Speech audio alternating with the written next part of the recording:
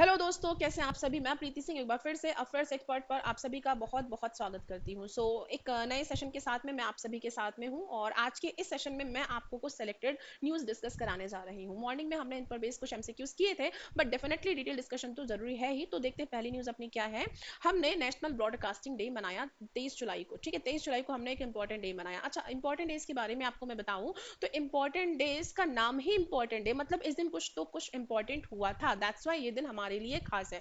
और आप किसी भी वनडे एग्जाम की तैयारी कर रहे हैं, अगर आप में करंट अफेयर्स आ रहा है तो डेफिनेटली आपको जो ये भी इंपॉर्टेंट डेज है ये डेफिनेटली याद करने ही करने। एक नंबर का क्वेश्चन आपको यहाँ से मिल जाता है ना। नेशनल ब्रॉडकास्टिंग डे 2025 हमने सेलिब्रेट किया 23 जुलाई को। 23 जुलाई को ऐसा क्या खास हुआ था, तो एग्जैक्टली ये शुरुआत थी इंडियन रेडियो ब्रॉडकास्टिंग की 1927 में, जिसको हम 23 जुलाई को हर साल सेलिब्रेट करते हैं। और जो शुरुआत हुई थी वो इंडियन ब्रॉडकास्टिंग कंपनी के साथ हुई थी। ठीक, इसकी थोड़ी सी हिस्ट्री पर मैं चलती हूँ, है ना। तो थोड़ी सी इन्फॉर्मेशन आप लोगों के साथ में शेयर करूंगी तो आपको सुन करके भी मजा आने वाला है। तो बात जो शुरू हुई थी वो जून 1923 में शुरू हुई थी। जून 1923 में जब ब्रिटिश राज चल रहा था, डेफिनेटली उस समय पर ब्रिटिश शासन था, तो उस समय पर क्या था, ब्रिटिश राज चल रहा था। और उस समय पर जो प्रोग्राम्स थे वो किसके द्वारा थे, by Bombay presidency radio club. और उसके बाद में हालांकि कुछ और भी क्लब्स थे, उसके बाद में एक एग्रीमेंट साइन हुआ था ऑन 23 जुलाई 1927। कब, ऑन 23 जुलाई 1927। और उसकी वजह से एक प्राइवेट इंडियन ब्रॉडकास्टिंग कंपनी को मौका मिला था। Private Indian broadcasting company limited को मौका दिया गया था। इन शॉर्ट इसको हम आईबीसी कहते आए हैं। इसको ऑथराइज किया गया था कि ये दो रेडियो स्टेशन के थ्रू परफॉर्म कर सकते हैं, ऑपरेट कर सकती है। तो एक जो स्टेशन था वो क्या था, मुंबई स्टेशन, और दूसरा जो स्टेशन था वो कोलकाता स्टेशन था। बाद में क्या होता है कि ये जो आईबीसी है ये लिक्विडेट हो जाती है 1 मार्च 1930 में। और फिर 1 अप्रैल 1930 में एक नई कंपनी बनती है और उस कंपनी का नाम होता है इंडियन स्टेट ब्रॉडकास्टिंग सर्विस। ठीक, इनिशियली एक्सपेरिमेंटल बेसिस पर 2 साल के लिए चलती है, बाद में इसको परमानेंट कर दिया जाता है मई 1932 में। ओके, ये हो गया। फिर उसके बाद में इसको रीनेम कर देते हैं और फिर हमें मिलता है ऑल इंडिया रेडियो। और ये ऑल इंडिया रेडियो जो हमको मिलता है ये कब मिलता है, 1936 में। तो इस तरीके से ऑल इंडिया रेडियो का जो फाउंडेशन है ये कब का माना जाता है, 1936 का। ये भी आपके लिए एक इंपॉर्टेंट पॉइंट है। हालांकि ऑल इंडिया रेडियो की मैं बात करूं, आज ये प्रसार भारती का हिस्सा है। प्रसार भारती एग्जैक्टली दो कह सकते हो, दो पर्टिकुलर डिवीजन लेकर के चल रही। एक तो आपका दूरदर्शन है और दूसरा क्या है, ऑल इंडिया रेडियो। ठीक, तो ये थोड़ी सी डिटेल इन्फॉर्मेशन थी। और ऑल इंडिया रेडियो की मैं आपसे बात कहूँ तो इसके पास 591 स्टेशन हैं 23 भाषाओं में और 146 डायलेक्ट्स हैं। ठीक, तो ये एक अच्छी न्यूज थी, एक अच्छा इंपॉर्टेंट डे था जो जिसके बारे में डेफिनेटली आपको पता होना चाहिए था। आइए दूसरी न्यूज क्या है वो भी देखते हैं।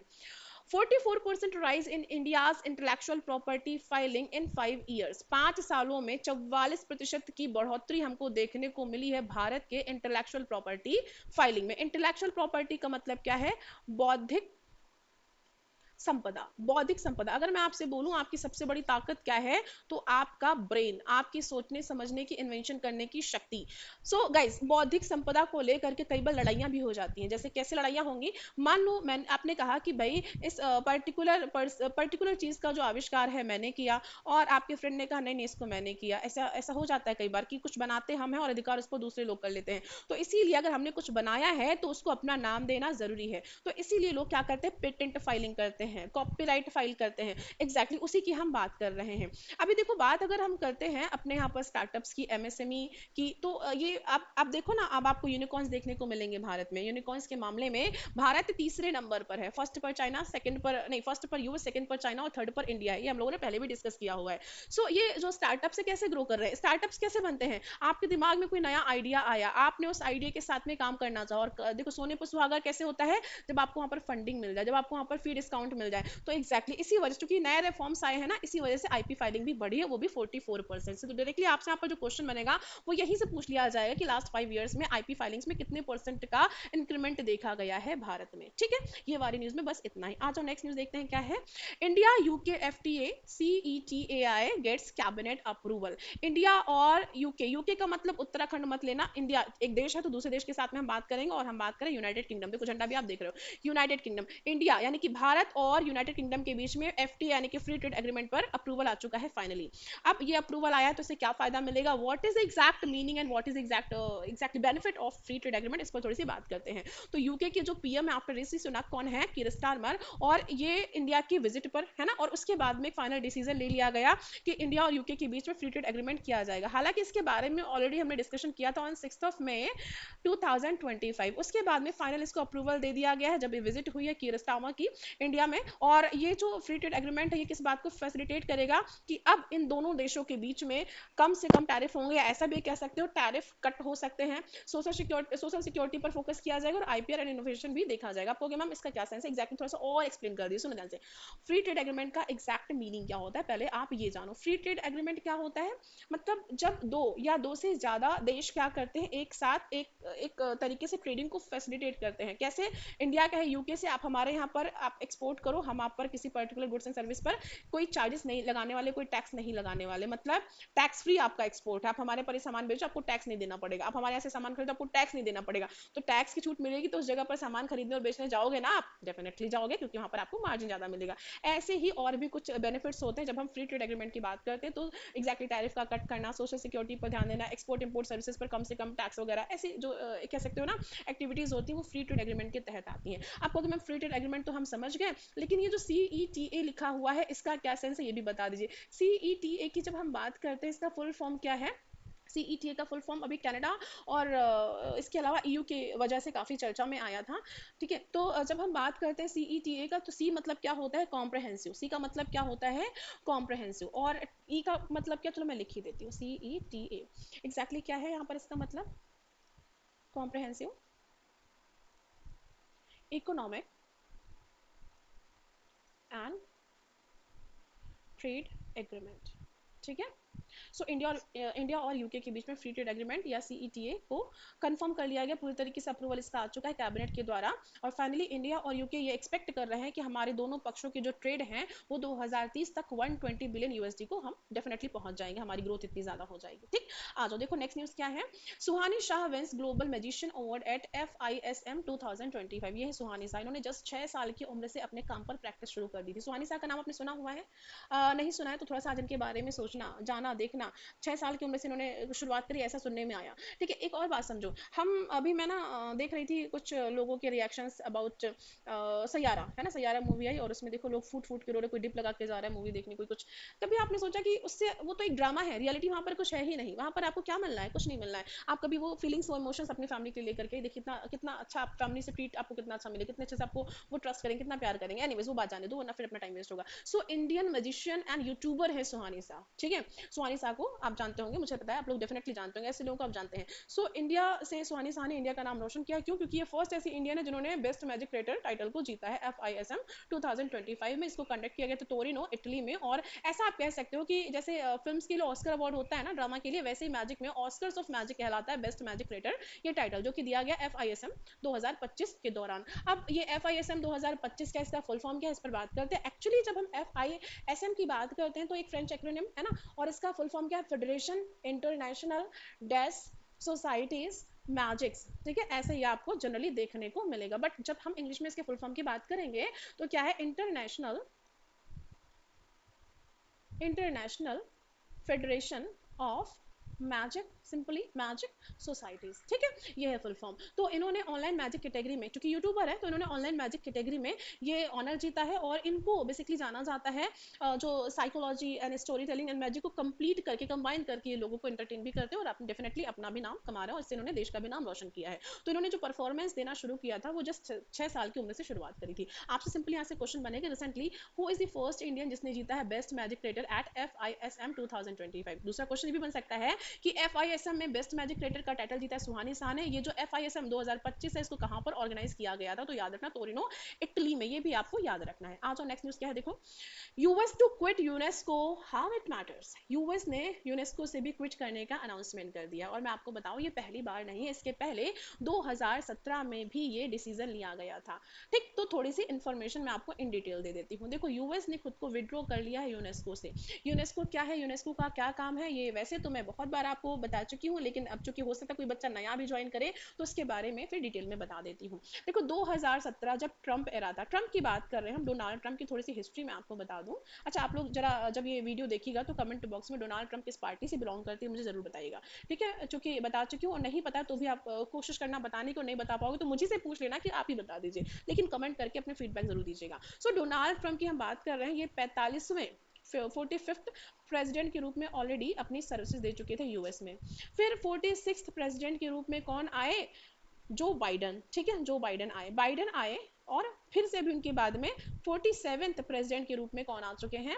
डोनाल्ड ट्रंप आ चुके हैं, डीटी आ चुके हैं। अब हुआ क्या था, ये जब जब आते हैं तो चूंकि ये बड़े बिजनेसमैन, इनका पहला जो फोकस होता है बिजनेस पर होता है, बेनिफिट पर होता है, तो ये आते आते लोगों से ना पंगे लेना शुरू कर देते हैं। तो एग्जैक्टली 2017 में ऑलरेडी इन्होंने यूनेस्को से क्विट किया था, विदड्रॉ किया था। बट अभी क्या हुआ, 2023 में बाइडन ने वापस से ज्वाइन कर लिया था यूनेस्को को। उसके बाद में एज पर डोनाल्ड ट्रंप इन्होंने इसराइल, मतलब कह सकते हो ना, इसराइल और एग्जैक्टली ईरान, ये जो मुद्दा चल रहा है इस पर दोषी देते हुए, यूनेस्को को दोषी ठहराते हुए कहीं ना कहीं यूनेस्को को क्रिटिसाइज किया। अगर हम बात करते हैं डब्ल्यूएचओ की, है ना, और ऐसे कई सारी संस्थाएं हैं, चाहे इंडिया हो, चाहे रशिया है, चाहे चाइना है, आज सभी डोनाल्ड ट्रंप को अपने दुश्मन ही दिख रहे हैं और सभी ऐसा लग रहा है कि इंसानियत को खत्म कर रहे हैं। तो इस सभी के साथ में अभी देख ही रहे हो कि पंगे लेने पे ही आ चुके हैं। उसी बीच में इन्होंने यूनेस्को से भी विदड्रॉ करने का डिसीजन ले लिया और ये कहा कि भाई ये एंटी इजराइल बायस है, दैट्स व्हाई हम इसके साथ में आगे नहीं जाने वाले। यूनेस्को की बात करी जाए तो यूनेस्को एक संस्था है यूनाइटेड नेशंस की, और इसका फुल फॉर्म क्या है? United Nations Educational Scientific and Cultural Organization. मैं लिख दूं और आप नोट कर लो या फिर आप लर्न कर लो। यूनाइटेड नेशंस, यूएन का मतलब सिंपली यूनाइटेड नेशंस, मैंने इसको अलग ही लिख दिया है।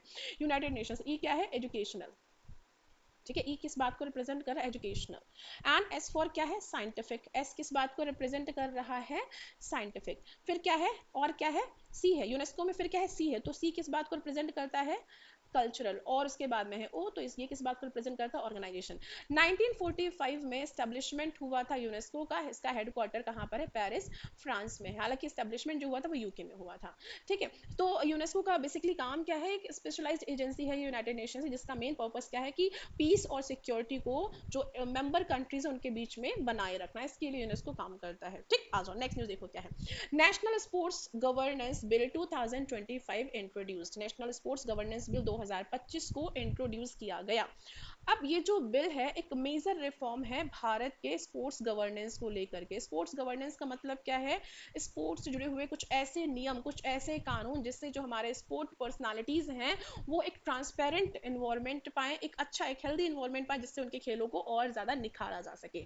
तो यहाँ पर बीसीसीआई को आरटीआई एक्ट के तहत लाया गया, एक बहुत बड़ा चेंज किया गया।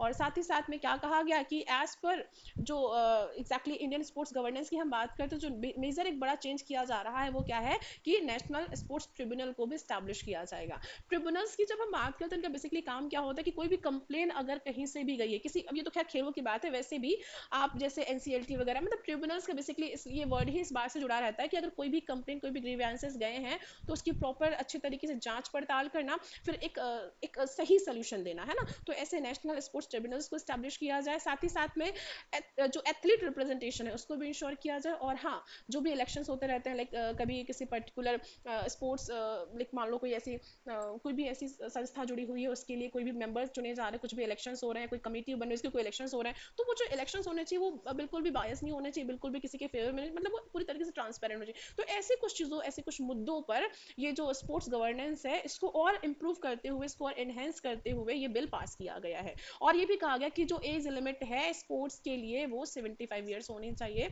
और इसमें इसको अलाइन किया गया ओलंपिक चार्टर के साथ में, जिसको ऐड किया जा रहा है इंडिया के 2036 ओलंपिक बिड के साथ। तो याद रखना कि national sports governance bill 2025 introduce हुआ है। अब ये वैसे देखा जाए तो इस बिल के बारे में मैं और डिटेल में डिस्कस करती, बट यहाँ पर अगर सिर्फ एक न्यूज मुझे डिस्कस करनी होती, सो अगर आपको डिटेल डिस्कशन चाहिए on national sports governance bill 2025 तो आप मुझे कमेंट बॉक्स में लिख करके भेजिएगा। मैं इस पर अलग से प्रॉपर डिटेल जो डिस्कशन है वो आपको करवा दूंगी कि हाँ क्या हुआ, क्यों हुआ, इसकी जरूरत क्यों आई, और एग्जैक्ट क्या क्या पॉइंट है वो कैसे वर्क करेंगे। अगर आपको जानना है तो मुझे जरूर बताइएगा, ठीक है।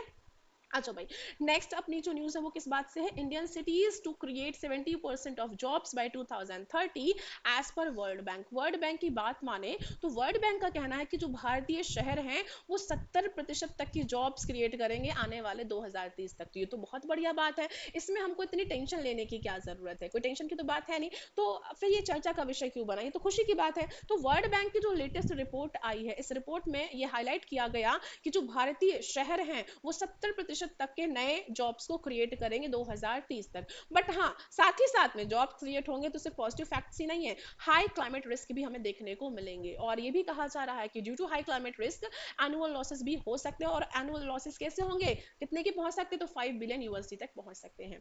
मतलब इंडिया की जो अर्बन पॉपुलेशन है उसके बारे में भी कहा गया कि ये जस्ट डबल हो सकती है टू 951 बिलियन, और ये कहा गया 2050 तक ऐसा हो जाएगा। ठीक, 2030 तक 70% नए जॉब्स क्रिएट होंगे, नया एम्प्लॉयमेंट मिलेगा। बट हाँ, कुछ की चैलेंजेस भी हमको फेस करने पड़ेंगे, जैसे flooding.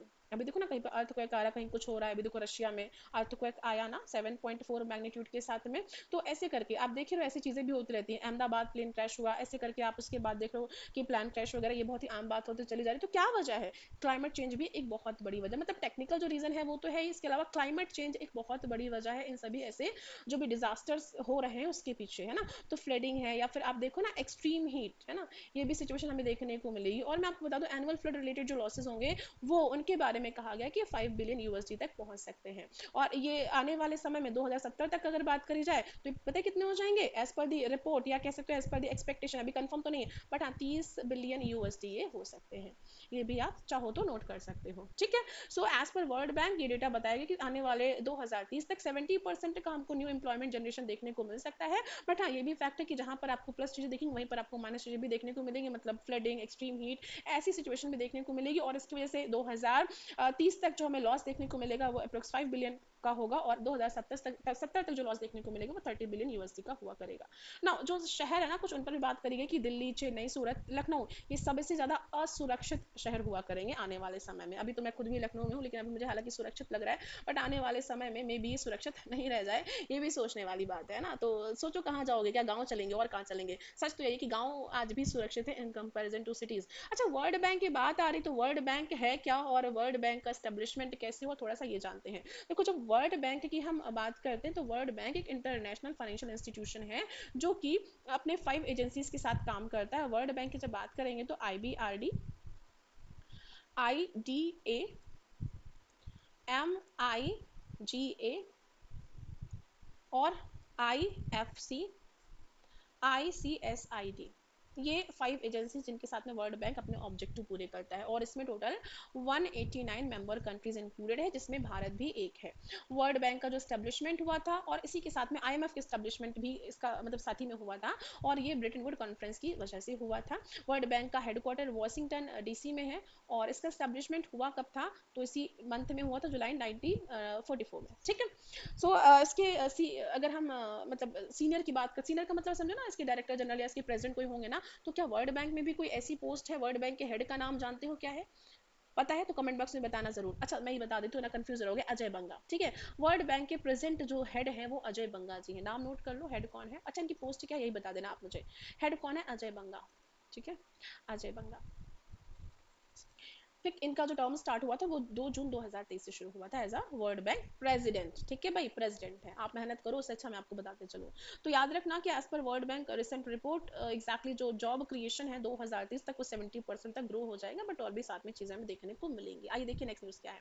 India's financial year 2026 GDP forecast cut to 6.3% by IndRa. IndRa क्या है, इंडिया रेटिंग एजेंसी, एक रेटिंग एजेंसी जिसने प्रोजेक्ट किया भारत का ग्रॉस डोमेस्टिक प्रोडक्ट फोरकास्ट को 6.3%, अब कट किया है, मतलब पहले कुछ और कहा होगा, अभी कुछ और कहा है। तो आप देख रहे हो ना, यूएस टैरिफ लगाने की बात कर रहा है, और चाइना के साथ में भी हमारे रिलेशन बहुत अच्छे तो नहीं जा रहे हैं, पाकिस्तान के साथ भी हम एक तरीके से युद्ध ही कर रहे हैं। तो ऐसे में डेफिनेटली हमको कुछ कॉम्प्लिकेशंस तो फेस करने पड़ेंगे। तो as per the India rating agency, India की जो GDP है वो पहले इसने कितनी प्रोडिक्ट की थी, तो 6.6% की थी। कब की थी, दिसंबर 2024 में, बट अभी चेंजेस कर दिए और क्या कहा कि 3.3% का डिडक्शन होगा और इस तरीके से एज पर इंडरा इंडिया की जो जीडीपी ग्रोथ है वो फाइनेंशियल ईयर 2026 के लिए 6.3% जाने वाली है। ठीक है, याद रखना 6.3%, है ना। क्या कहा कि ग्लोबल स्लोडाउन तो है यूएस टैरिफ के बीच में, इसके अलावा कैपेक्स डिप भी हमें देखने को मिलेगा टेलीकॉम सेक्टर में, मैन्युफैक्चरिंग में, और साथ ही साथ में एग्जैक्टली जो सीपीआई इन्फ्लेशन है वो भी एक्सपेक्ट किया, वो कितना का 3%। ठीक, ये याद रखना। Next, IAF to retire MiG-21 jets by September 2025। MiG-21 को रिटायर किया जा रहा है सितंबर 2025 तक। अब ये MiG-21 जेट्स हैं क्या, इस पर थोड़ी सी बात करते हैं। मिग का मतलब क्या है पहले ये जानो। मिग मीन्स क्या है, मिको यान गुरे गुरेविच। ठीक है, इसी को हम क्या बोलते हैं, MiG-21। ठीक है, मिकोयान गुरेविच MiG-21 एक सुपरसोनिक जेट फाइटर है और एक इंटरसेप्टर एयरक्राफ्ट है जिसको एक्चुअली डिजाइन किया गया था मिकोयान गुरेविच के द्वारा, ठीक, सोवियत यूनियन में।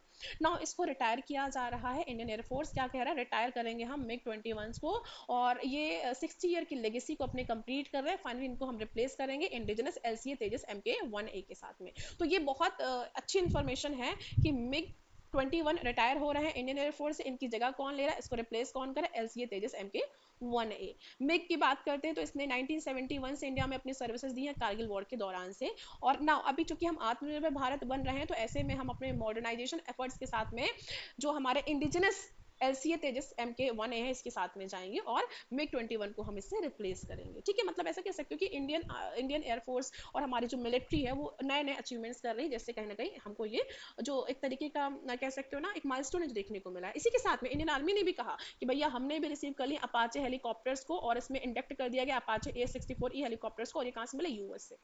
ठीक है, ये भी आपको पॉइंट याद रखना है। आपको मेन पॉइंट ना इस वाली न्यूज में खासकर याद रखना है कि MiG-21 को रिटायर किया जा रहा है, इसको डिजाइन किसने किया था, कहां पर ये डिजाइन हुए थे और ये किसके द्वारा रिप्लेस हो रहे हैं, ये याद रखिएगा। शुरुआत कब से हुई थी ये भी इंपॉर्टेंट है, तो ये भी पॉइंट याद रख सकते हैं। ठीक है, नेक्स्ट न्यूज देखिएगा, PCB's write off 12 lakh rupee crore in NPAs financial year 16 to financial year 2025। ये एक अच्छी कह सकते हो इन्फॉर्मेशन है आपको ये समझने के लिए कि हमारा बैंकिंग सेक्टर कैसा जा रहा है। ठीक है, तो पब्लिक सेक्टर बैंक PSB का मतलब क्या है, पब्लिक सेक्टर बैंक का जो रॉट ऑफ देखा गया है वो 12.08 लाख करोड़ का देखा गया इन NPA ओवर 9 ईयर। पिछले 9 सालों में जो पब्लिक सेक्टर बैंक सरकारी बैंक यानी कि इन बैंक्स में सरकार की जो शेयर होल्डिंग है वो in comparison to private entities 50% plus की है। That's why public sector bank है, जैसे कि आपका SBI largest public sector bank है ना, आपका PNB, इसके अलावा आपका BOB, ये सारे क्या है, ये सारे पब्लिक सेक्टर बैंक है। और टोटल हमारी कंट्री में 12 पब्लिक सेक्टर बैंक्स हैं और 11 नेशनलाइज्ड बैंक है, जिसमें एक आपका जो पब्लिक सेक्टर बैंक है वो कौन सा है, SBI है। ठीक, ये थोड़ी सी बेसिक इन्फॉर्मेशन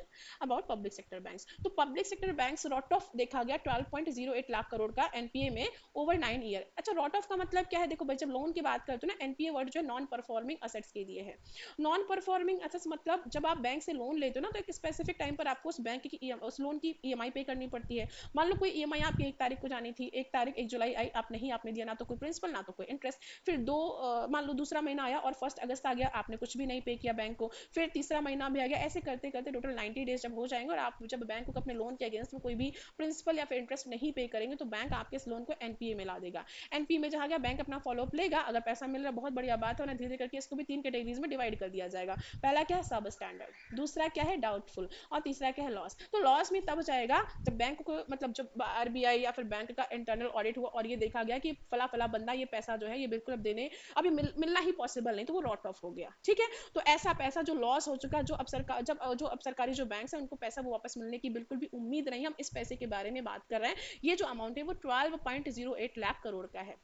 ठीक है, और रिकवरी हालांकि देखिए सारे रिकवरी मेथड्स यूज किए गए हैं, date recovery tribunals, SARFAESI act और इसके अलावा IBC, बट हाँ अभी स्टिल कहीं ना कहीं हमें यही सिचुएशन देखने को मिल रही है। और हाँ मैं आपको बता दूं कि ये जो रॉट ऑफ देखा गया इसमें SBI और कैनरा बैंक लीड कर रहे हैं। ठीक, और 1629 विलफुल डिफॉल्टर्स पाए गए जिन्होंने करीब 1.62 लाख करोड़ अमाउंट जो है वो उधार लिया। कहोगे ना मैम ये विलफुल डिफॉल्टर्स क्या है, आपने नीरव मोदी का नाम सुना होगा, आपने विजय माल्या का नाम सुना होगा। पैसा लो लेकिन आप कैपेबल हो लेकिन आप जानबूझ करके पैसा बैंक का आप वापस नहीं दे रहे हो, ऐसे डिफॉल्टर्स को हम विलफुल डिफॉल्टर्स बोलते हैं। ऐसे जो डिफॉल्टर्स है वो कितने देखे जा रहे हैं, 1629। ठीक है, 25,000 करोड़ रिकवर हालांकि किया गया है ये जो PMLA या फिर FEOA एक्ट है इसके द्वारा। PMLA का मतलब क्या है, prevention of money laundering act, तो इतना अमाउंट रिकवर भी किया गया।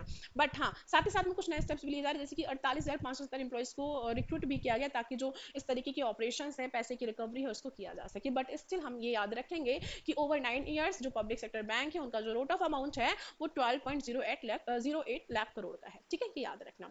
तो आज की क्लास में बस हम इतना ही करेंगे, न्यूज़ और भी है बट आप वो करिएगा। एक तो आर्टिकल 67 के तहत वाइस प्रेसिडेंट का रेजिग्नेशन हुआ है। अच्छा, थोड़ा सा मैं आपको बता ही देती हूँ आर्टिकल 67 क्या है, इसको थोड़ा सा आपको बता देती हूँ इन शॉर्ट में, सुनना ध्यान से। जब हम बात करते हैं आर्टिकल 67 की, तो ये क्या बताता है कि जो भी देश का वाइस प्रेसिडेंट है, इसको मतलब अलग से कोई अप्रूवल ऐसा लेने की जरूरत नहीं है। इस आर्टिकल के तहत क्या होता है, जो ऑफिस होता है वाइस प्रेसिडेंट का वो पूरी तरीके से फिर वैकेंट हो जाता है। मतलब ऐसा समझो, ये जो आर्टिकल 67 है ना कॉन्स्टिट्यूशन का, ये कुछ पर्टिकुलर कुछ सर्टेन कंडीशंस हैं जिनके साथ में, जिनकी वजह से जो वाइस प्रेसिडेंट ऑफ इंडिया होंगे वो अपने पद को छोड़ सकते हैं, उससे रेजिग्नेशन दे सकते हैं। ठीक है, कुछ पर्टिकुलर क्लॉज होते हैं आर्टिकल 67A में, जिन क्लॉज के तहत जो देश के वाइस प्रेसिडेंट होंगे वो अपने पद से इस्तीफा दे सकते हैं। ठीक है, तो इसमें क्या करते हैं, एक रिटन लेटर देते हैं प्रेसिडेंट ऑफ इंडिया के नाम, जो कि इस समय कौन है, द्रौपदी मुर्मू जी है ना, जैसे कि इन्होंने भी दिया था, जगदीप धनखड़ ने, जो कि हमारे वाइस प्रेसिडेंट ऑफ इंडिया के पद से इन्होंने इस्तीफा दिया था 21 जुलाई को। और उसके बाद में जो इन्होंने लेटर दिया वो द्रौपदी मुर्मू जी को दिया। अब उसमें इन्होंने जो रीजन मेंशन किया था वो हेल्थ कंडीशंस को मेंशन किया था। हालांकि इनका जो टर्म है वो भी 2027 में पूरा होता, लेकिन स्टिल इन्होंने पहले ही अपने पद से इस्तीफा दे दिया था, है ना। अब इसमें जो वजह बताई गई वो 5 ईयर वो बेसिकली हेल्थ इश्यूज बताए गए हैं।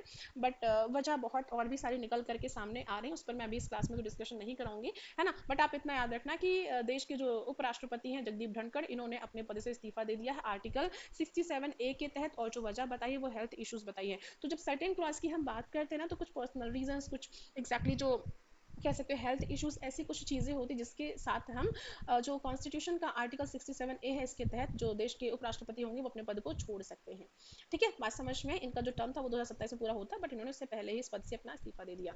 तो आज की क्लास में बस इतना ही। ठीक है, हम अब नेक्स्ट क्लास में मिलेंगे कल सुबह 9 बजे, और 9 बजे हम करेंगे कुछ कह सकते हैं कुछ इंपॉर्टेंट जो एमसीक्यूज है उनकी प्रैक्टिस।